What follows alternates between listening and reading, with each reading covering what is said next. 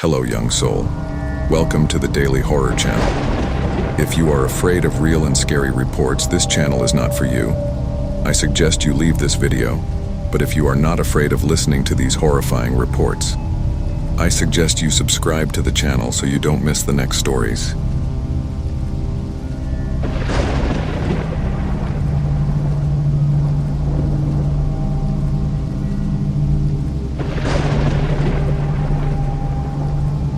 On the outskirts of a town called Brumavilla, there is an old rundown pension located on Rua 13, known as Pensão Oliveira.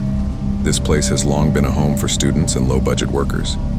However, there are dark secrets hidden beneath its weathered facade, secrets that residents whisper in fear. They talk about the owner, the enigmatic Mr. Oliveira, and the mysterious disappearances that have haunted the pension for decades. My name is João, a 22-year-old medical student who moved to Brumavilla looking for a place to stay during my studies. After searching unsuccessfully for an affordable apartment, I found an advertisement for Pensão Oliveira. The price was attractive and the location convenient. I decided it was worth checking out. When I arrived at the pension, I was welcomed by Mr. Oliveira himself. He was an elderly, friendly-looking man with graying hair and a seemingly sincere smile. But there was something in his eyes that made me shiver. "Welcome to Pensão Oliveira, João," he said, extending his hand. "I hope you feel at home here." I shook his hand, feeling a slight tremor. "Thank you, Mr. Oliveira. I'm looking forward to starting my studies." In the first few days, everything seemed normal. I met some of the other residents like Maria, a nursing student, and Pedro, a young construction worker. Everyone seemed friendly, but avoided talking about Mr. Oliveira. Whenever his name was mentioned, they quickly changed the subject. The boarding house was old, with worn-out furniture and hallways that creaked with every step. The atmosphere was heavy, and the dim lighting contributed to a constant feeling of discomfort. I started to notice strange things. Objects disappeared and reappeared in different places, doors opened and closed by themselves, and I heard inexplicable whispers at night. One night, while studying in my room, I heard slow, shuffling footsteps in the hallway. I got up to check, but the hallway was empty. The lights flickered, and I felt an icy cold pass through my body. I tried to convince myself that it was just my imagination, but the disturbing events continued.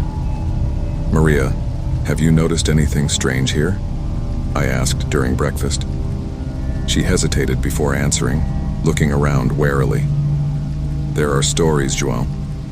People who disappeared. Nobody talks about it, but everyone knows. Disappearances and Mr. Oliveira. He's been here for decades. No one knows where he came from or how he came to own it. People just disappear, and no one questions it." Those words made me uneasy. I decided to investigate more about the pension and Mr. Oliveira. I discovered that over the years, several residents had mysteriously disappeared. I went to the local library and found old records that mentioned a secret cult and dark rituals at the boarding house. The name Oliveira appeared repeatedly. One night, I decided to confront Mr. Oliveira. I knocked on his apartment door and he opened it with that strange smile. "João, what can I do for you at this hour?" "I want to know what's happening here, Mr. Oliveira. Why did so many people disappear? What's your involvement in this?" He laughed softly, a sound that made me shudder. "You have a fertile imagination, João. Maybe you're feeling lonely." "It's not imagination. I know what I saw and heard. So why don't you come in and we'll talk about it?" he said, opening the door a little wider. I hesitated, but went in. His apartment was surprisingly ordinary, but there was something sinister in the air. He offered me tea, which I declined. I sat on the couch, trying to stay calm. "What do you want to know exactly?" he asked, sitting in the armchair across from me. "I want to know about the disappearances. I want to know about you. There are things that shouldn't be unearthed, João. Sometimes, it's better to leave the past buried. I cannot do it. I need to know the truth." He sighed as if tired of keeping up appearances. Very good. There is something about this pension, something that demands sacrifices.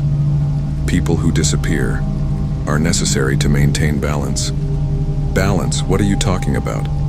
There are forces that you cannot understand, John, forces that need to be appeased. I felt a chill run down my spine. And you are involved in these sacrifices? He looked at me with those empty eyes and smiled. I am the guardian of this place. It is my responsibility to ensure that the forces are satisfied. I stood up quickly, feeling panic. You are a monster. Perhaps, he said, slowly rising to his feet. But I do what needs to be done. I ran out of the apartment, my heart beating uncontrollably. I locked myself in my room and started planning a way to expose Mr. Oliveira. However, I knew it wouldn't be easy. He had power over the residents, and no one seemed willing to stand up to him. The following days were a mixture of fear and paranoia. He felt like he was being watched all the time. One morning I found a note under the door. Get out while you still can. I decided I needed concrete evidence. I began to discreetly observe Mr. Oliveira, trying to find out more about his activities. One night, I saw him leaving the guest house late at night and decided to follow him. He walked to an abandoned building not far away. I entered the building after him, my heart pounding. I followed him down a dark corridor to an underground room. I peeked through the half-open door and saw something that horrified me. There was a makeshift altar, and Mr. Oliveira was performing a dark ritual. Hooded figures stood around him chanting ominous chants. I discreetly took some photos, but as I was getting ready to leave, I stepped on a piece of broken glass.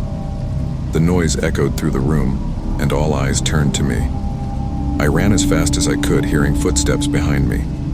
I managed to leave the building and run back to the boarding house, locking myself in my room.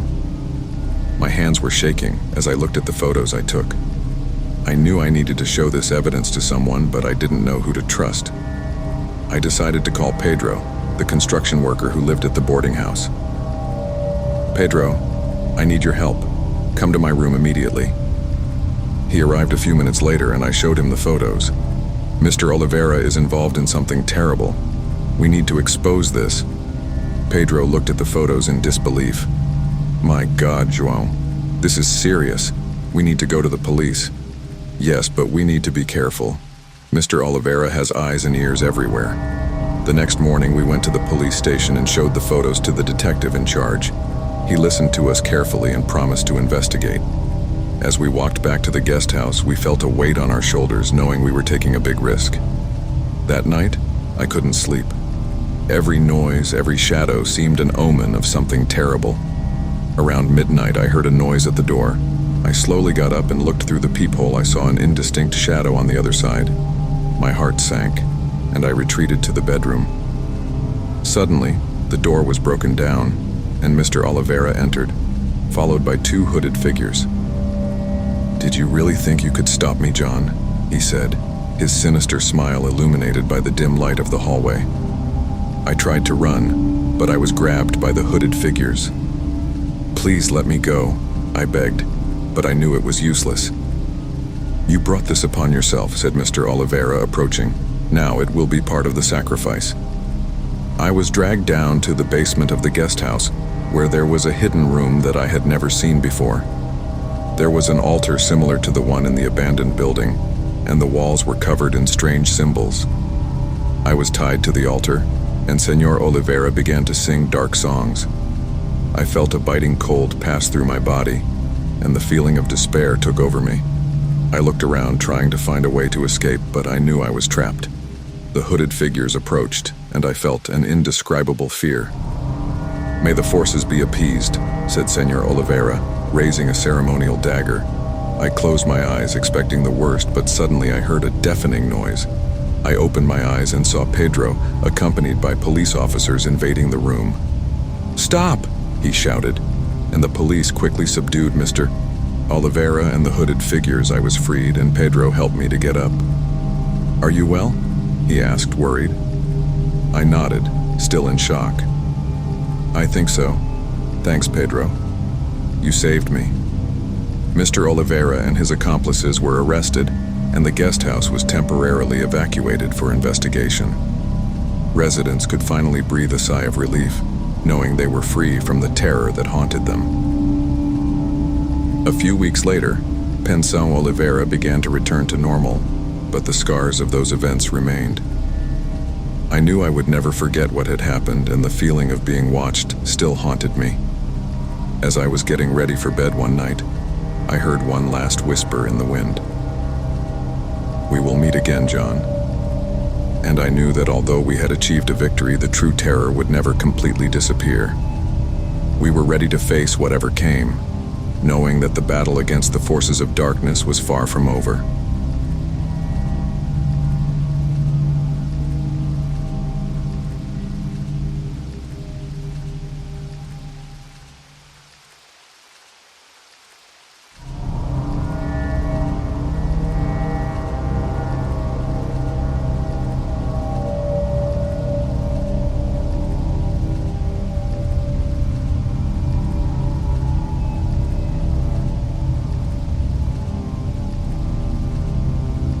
In the small village of Serra Negra, nestled in the densely forested mountains and often shrouded in thick fog, there was a presence that no one dared mention. The village, isolated from the rest of the world by a winding and dangerous road, was a place where time seemed to stand still, holding dark secrets and horror stories that few dared to tell. My name is Marta, and I'm a recently graduated doctor, looking for a new beginning and purpose. The opportunity to work in Serra Negra came as a promise of a fresh start, far from the big city and the problems I had faced. Since I was a child, I always dreamed of being a doctor, influenced by the stories of my grandmother, who was also a healer. However, upon arriving at the village, I realized that my dreams were about to turn into a nightmare. On the first day, I was greeted with cautious smiles and curious looks from the locals.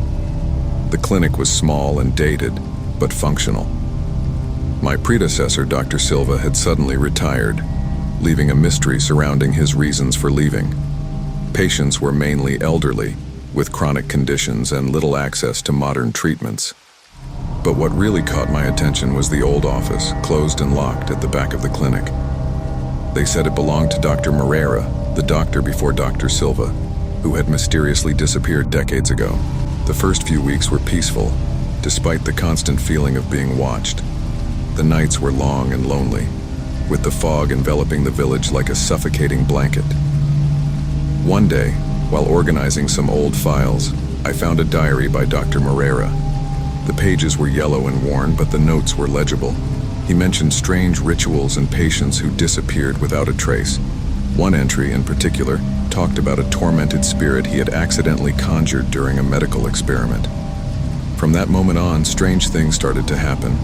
Objects moved on their own. Doors I was sure I'd closed were open, and shadows danced on the walls at night. Every day, the feeling of oppression increased.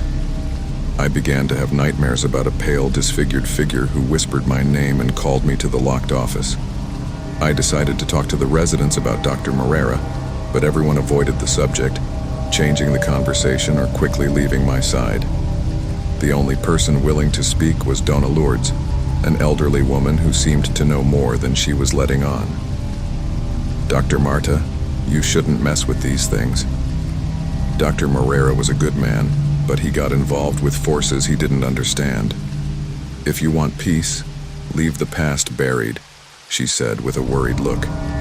But my curiosity and the need to protect the village compelled me to continue investigating. That night I decided to go into the old office. With some difficulty, I managed to pick the rusty lock. The room was dusty and smelled of mold. In the center of the room, a wooden table covered in antique medical instruments and a worn-out violin. Next to it, a macabre-looking book with a leather cover and strange symbols engraved on it. As I flipped through the book, I felt a cold presence approaching. The door closed with a bang, and a shadow formed in the corner of the room. The spirit figure I had seen in my nightmares was there, watching me with empty eyes. "You shouldn't be here, doctor," whispered the spirit, his voice echoing throughout the room. I tried to run, but the door wouldn't open. The spirit slowly advanced and the temperature in the room dropped drastically. I felt a cold hand touch my shoulder, and a chill ran down my spine. Desperate, I began to recite the words I had seen in Dr. Moreira's diary, hoping to ward off the presence. The shadow retreated momentarily, but the feeling of oppression remained. I ran out of the office and went back to my room, where I spent the night awake, afraid to close my eyes. In the following days, the disturbing events intensified. The shadows seemed to take on a life of their own. Whispers echoed from all directions, and the feeling of being watched became unbearable. Beatrice, a young nurse who worked with me, began to notice my distress. I decided to tell her everything that was happening, hoping to find some rational explanation. "Marta, this is serious. My grandmother used to talk about these things. Maybe there is something we can do to help this spirit find peace," said Beatrice, with an expression of determination. Together, we returned to Dr. Moreira's office and reviewed the old book. We discovered that the spirit was that of a patient who had died during one of the doctor's experiments. Dr. Moreira, tormented by guilt, tried to bring the patient back to life through dark rituals but failed, condemning the soul to wander the clinic forever. We decided to perform a liberation ritual that night. Armed with candles, incense, and the words of the book, we prepared to face the spirit. As we recited the words of the ritual, the shadows stirred violently, and the figure of the spirit appeared again, more menacing than ever. "Do you think you can free me so easily?" shouted the spirit, its voice reverberating through the walls. The room shook, and an invisible force tried to push us away, but we continued, our voices growing in intensity. Finally, the spirit began to disintegrate, its form dissolving into a cloud of darkness. The shadows receded, and the room fell silent. We felt a strange peace, but we knew our battle was far from over. We returned home, exhausted, but relieved. Clara slept peacefully, and the feeling of oppression had diminished. However, we knew that the spirit could still return. We needed to be vigilant and prepared to face any threat that came. Days passed, and a sense of normalcy slowly began to return. Clara seemed happier and the nights were calmer. But an unsettling thought persisted in my mind. What if there were more secrets hidden in the office? What if the source of evil was deeper than we imagined? One night, while Clara was sleeping, I heard the whispers again. But this time, they weren't coming from her room. They were clear, audible, and seemed to come from inside me. I went to the bathroom mirror, looking at my reflection, and the whispers intensified. "Did you think you could get rid of me so easily?"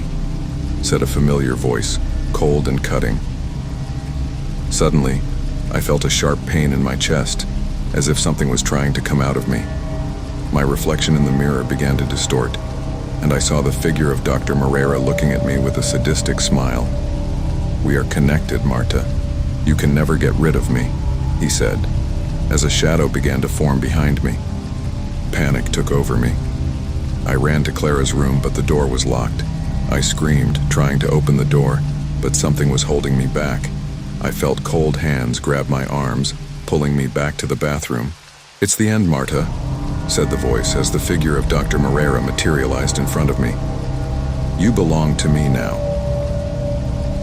The last thing I saw before losing consciousness was Dr. Moreira's cruel smile and the shadows that surrounded us. Darkness enveloped me, and I knew the battle was far from over. The doctor's real hoax wasn't just about his horrific experiments, but about the curse he left behind. A curse that now trapped me in an eternal cycle of terror and despair. When I woke up, I was lying on the bathroom floor. The environment around me was distorted, as if I was trapped in an endless nightmare. I heard whispers and evil laughter, and the figure of Dr. Moreira was standing next to me, watching me with cold eyes. "Welcome to my world, Marta," he said, his voice echoing in my mind. I tried to get up, but my legs wouldn't respond. I felt trapped, unable to escape. Dr. Moreira began to walk around me, his footsteps echoing through the distorted environment. "You wanted answers, didn't you?" I wanted to know what really happened here. He continued, his voice full of contempt. Let me show you. Suddenly, I was transported to the past, seeing the events that led to Dr. Moreira's downfall. I saw his macabre experiments, his attempts to manipulate life and death, and the moment he conjured the spirit that condemned him. I saw the faces of the patients who suffered at his hands, their tormented souls trapped in limbo. All of this was because of your ambition, I whispered, feeling a mixture of fear and anger. You condemned them all. And now you are condemned to suffer with me, he replied, his voice full of hatred. Back in the distorted present, I felt a force pulling me into a dark abyss. I tried to resist, but it was useless. Darkness enveloped me, and I knew I was trapped in an eternal cycle of terror and despair. But then a faint light began to shine in the distance. It was Clara calling for me. Her voice brought a glimmer of hope, and with all my strength, I tried to follow her. The light intensified, and Dr. Moreira's figure began to disintegrate, screaming in rage. No, this cannot happen, he shouted, as his form disappeared into the darkness. With one last effort, I reached for the light and was pulled out of the abyss. I woke up lying on the floor in Clara's room, feeling the warmth of the sunlight on my skin. Clara was next to me, holding my hand, her eyes full of concern. Mom, are you okay? She asked, her voice trembling. Yes, my love, I'm fine, I replied, hugging her tightly. I knew that Dr. Moreira's spirit had been banished once and for all. The feeling of oppression had disappeared, and the village of Serra Negra was finally free of its curse. As we hugged, I promised myself that I would never let evil reach us again. The doctor's real charade was over, but our lives were just beginning. We knew that the fight against darkness was far from over, but we were determined to face any challenge that came our way, with courage and determination to never give up on the light, even on the darkest nights. And so, the story of the village doctor has come to an end, but there will always be new shadows lurking, waiting for the opportunity to reveal themselves again.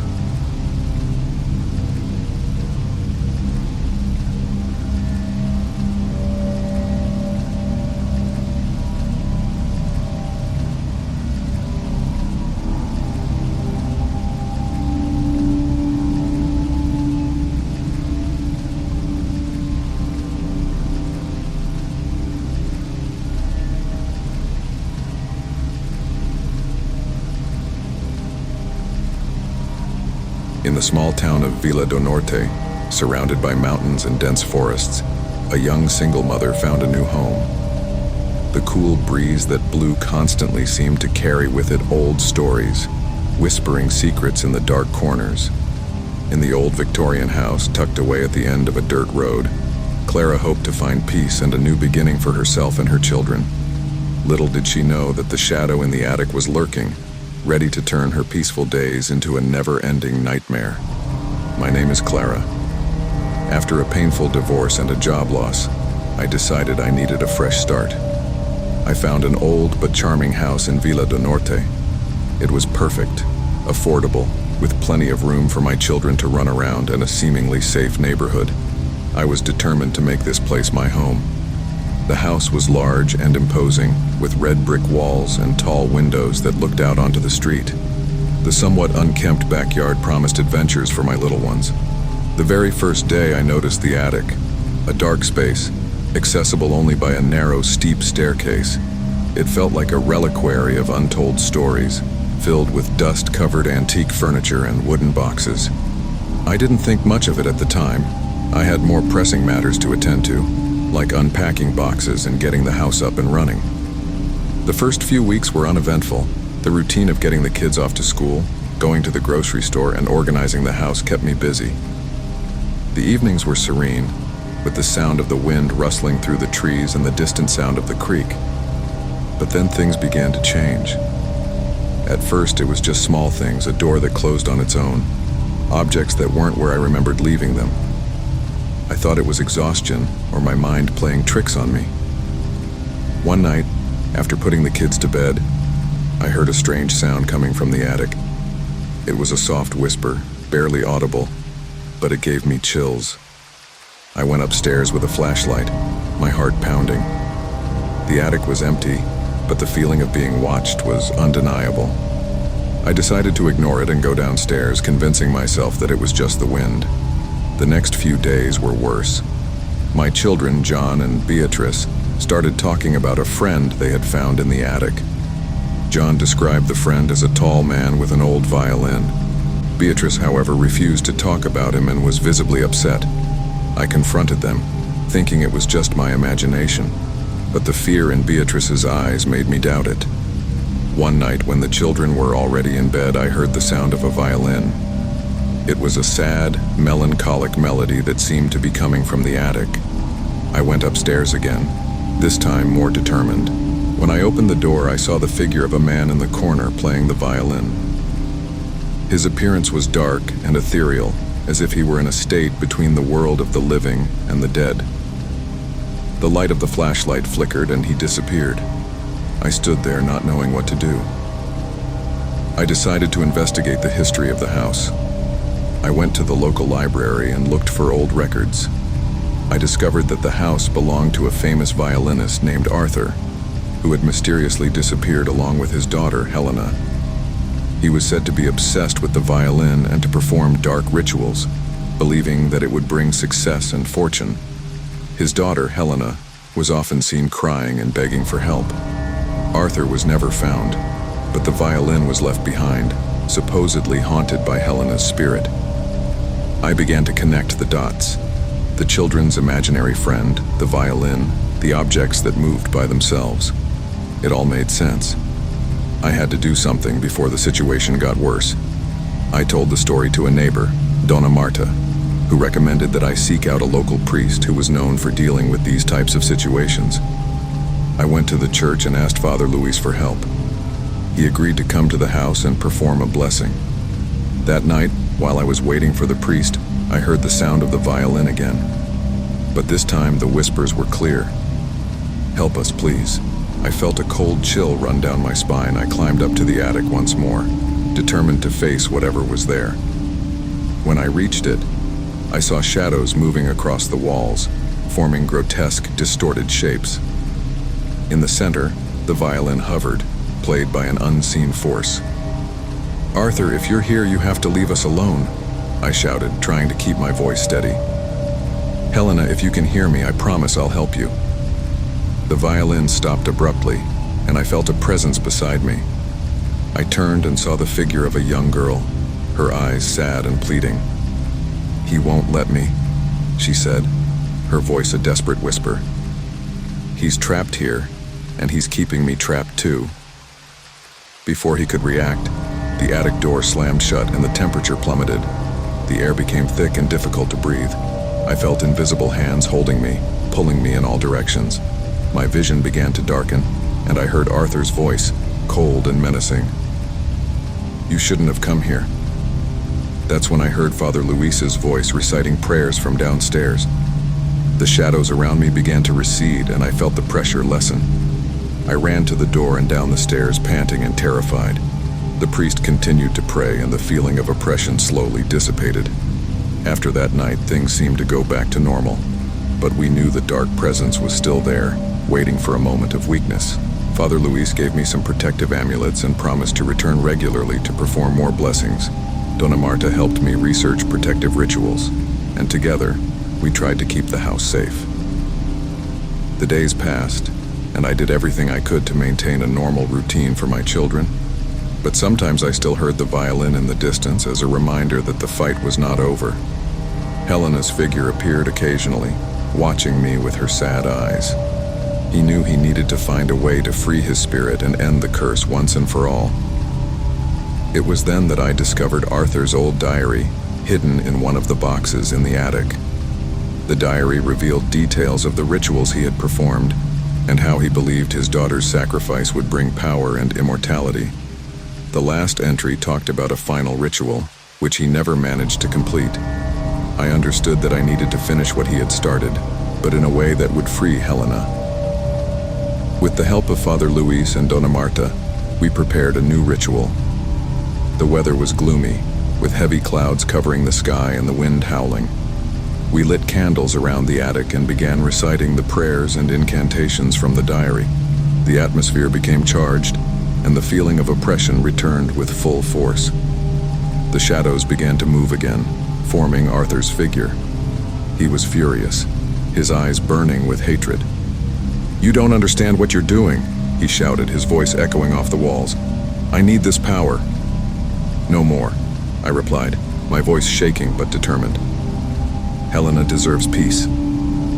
Helena's figure appeared next to Arthur, her eyes filled with fear. "Please," she begged, "help me rest." I continued reciting the ritual, and I felt an invisible force pulling me back. But this time, I was prepared. I held the amulet that Father Luis gave me and kept my focus. The shadows began to dissipate, and Arthur let out a scream of fury and despair. With one last effort, he disappeared, leaving only a distant echo. Helena smiled at me, a look of relief on her face. "Thank you," she whispered, before disappearing in a beam of light. I felt an immediate peace, as if a weight had been lifted from my shoulders. The attic was silent, the shadows were gone, and the temperature returned to normal. I went downstairs, exhausted but relieved. Father Luis and Dona Marta were waiting for me, their faces reflecting the same feeling of relief. "We did it," said the priest, smiling. "Finally, Helena can rest." Since that day, the house has remained peaceful. The violin never played again and the shadows disappeared. I knew I had done the right thing, but the experience left deep scars. Each night as I put my children to bed, I remembered Helena and how her tragic story had found closure. Yet as I write these words, a part of me knows that the darkness never completely disappears. There is always something lurking, waiting for the right moment to return. And so I remain vigilant, knowing that true peace is a constant battle. And so my story continues, marked by fear and constant vigilance. I hope that one day, finally, we can find true peace, away from the shadows that still surround us. The darkness may recede, but it never completely disappears, always ready to strike again.